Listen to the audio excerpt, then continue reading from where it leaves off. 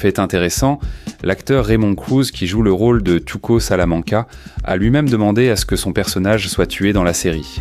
Et cela concerne sa femme, Simi Cruz.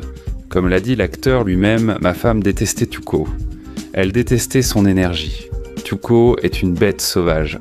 Et en effet, Tuco Salamanca s'est révélé tellement féroce et fou que, par son niveau de cruauté, il n'a pas d'égal parmi les autres anti-héros comme Lalo et Frong.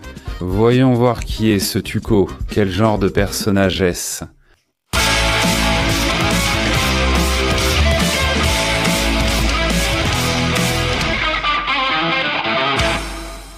Tuco Salamanca est l'un des membres clés du cartel de la drogue mexicain et fait partie du clan criminel Salamanca. Il a été élevé et soutenu par son oncle, Héctor Salamanca, l'un des fondateurs du cartel.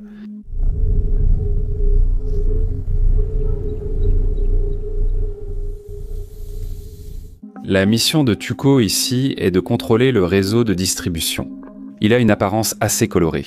Il porte des chemises voyantes et élégantes, ainsi que de grosses chaînes et bagues en or. Il aime les grosses armes et les couteaux.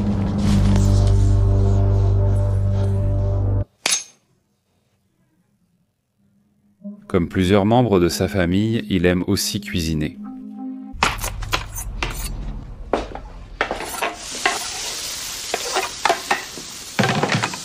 Si Lalo Salamanca est le plus intelligent de la famille, Tuco est sans conteste le plus cruel et sanguinaire des Salamanca.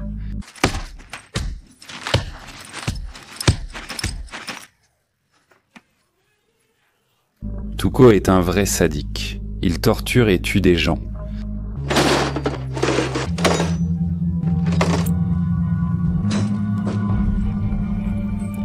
En plus, il est accro à la drogue.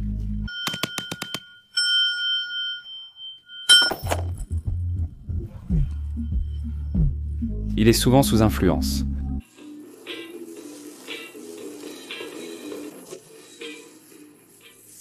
Et à cause de ça, il devient encore plus imprévisible et agressif.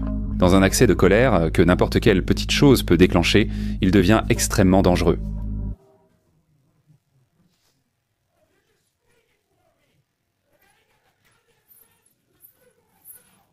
Tuco ne respecte que la force et méprise la faiblesse.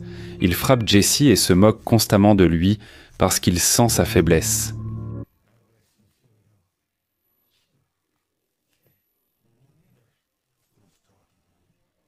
Il frappe violemment Pinkman juste parce qu'il doute de lui.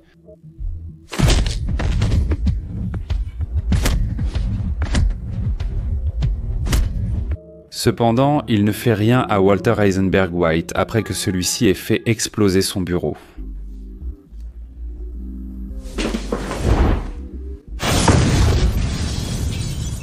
Seule la force mérite le respect aux yeux de Tuco. La faiblesse ne mérite que le mépris. Cruel et brutal avec les autres, sa famille reste sa priorité, ayant été élevé par Hector. Et quand il parle avec sa grand-mère, il est difficile de croire que c'est la même personne.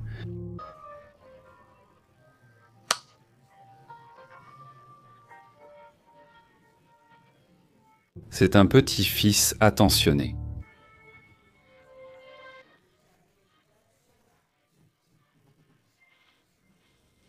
Après que Hector soit paralysé, il ne l'abandonne pas et prend aussi soin de lui.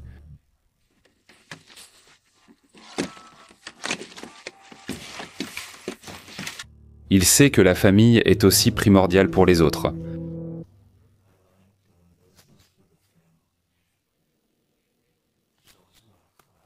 Tuco torture et tue des gens. Est-ce qu'il est tourmenté par des remords ? Non, il pense vraiment qu'il agit de manière absolument juste.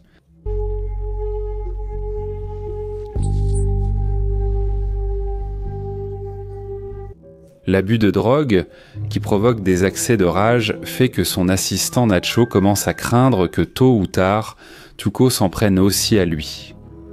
C'est pourquoi il engage Mike Ehrmantraut, qui lui tend un piège.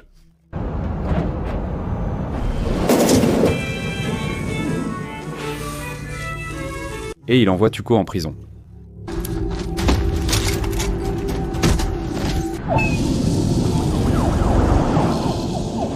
où il restera jusqu'aux événements de la série Breaking Bad.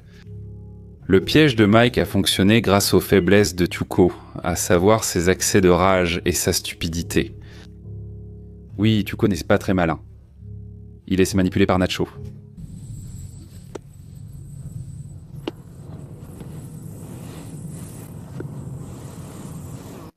Il laisse manipuler par Jimmy.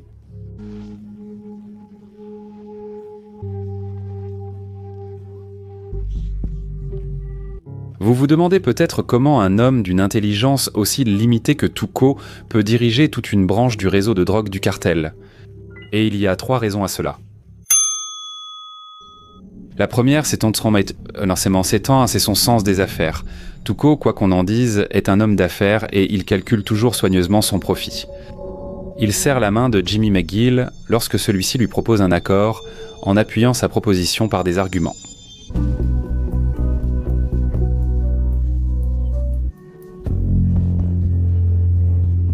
Il respecte l'approche professionnelle. Il est prêt à faire des concessions à Heisenberg pour obtenir ses marchandises.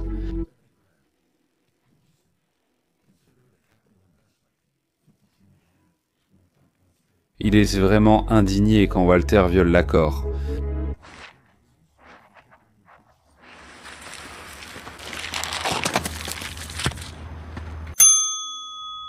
La deuxième raison, c'est la peur. Il n'est peut-être pas aussi intelligent, mais on le craint.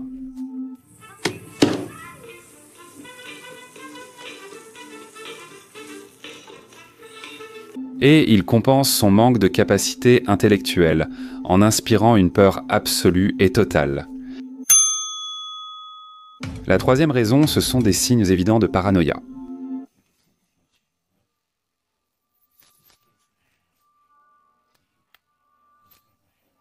Tuco soupçonne tout le monde de trahison.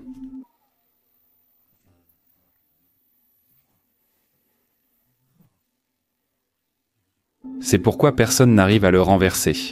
Même une allusion à la trahison peut provoquer Tuco. Il soupçonne même ses plus proches collaborateurs.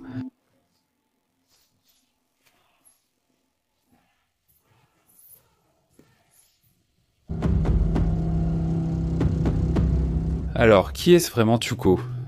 Je vais vous lire un petit extrait et vous essayez de deviner de qui il s'agit. Lorsque vous le rencontrez en face à face, il ne faut pas se retourner, s'enfuir, faire des mouvements brusques ou le regarder dans les yeux. Quand ils se préparent à se battre, ils se tiennent debout et se regardent dans les yeux. Autrement dit, celui qui soutient le regard de l'autre le plus longtemps, c'est lui qui gagne. Mais croyez-moi, vous ne pourrez pas le regarder plus longtemps que lui. L'adrénaline va monter, et quand vous le regarderez dans les yeux, il le sentira et attaquera aussitôt. Je pense que vous avez déjà deviné de qui il s'agit. Ce sont les recommandations d'un spécialiste sur la façon d'éviter une attaque d'animal, en l'occurrence d'un chien. Et maintenant, regardez cette scène absolument géniale pour révéler le personnage.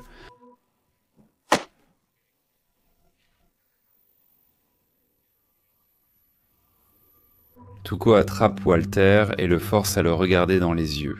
Walter comprend inconsciemment qu'il a une bête devant lui et qu'il ne doit pas détourner le regard, sinon la bête sentira la peur et attaquera, alors il soutient le regard jusqu'au bout.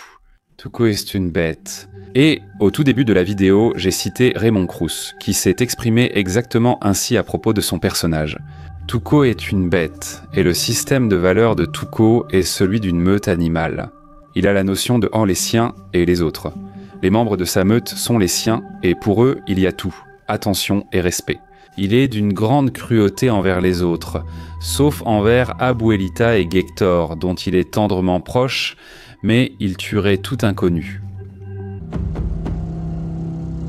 Quelle est la fin de l'histoire de Tuco ?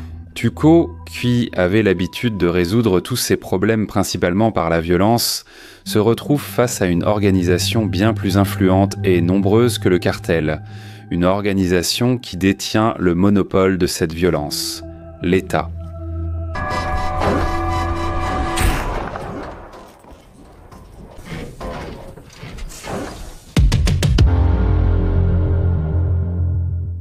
Si cette vidéo vous a plu, il se peut que vous soyez également intéressé par la vidéo sur le clan Salamanca ou sur le cousin de Tuco, Lalo Salamanca.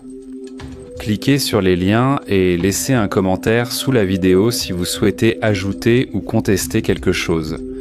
Je lis tous les commentaires et j'y réponds dans la mesure du possible. C'est tout pour moi. Au revoir.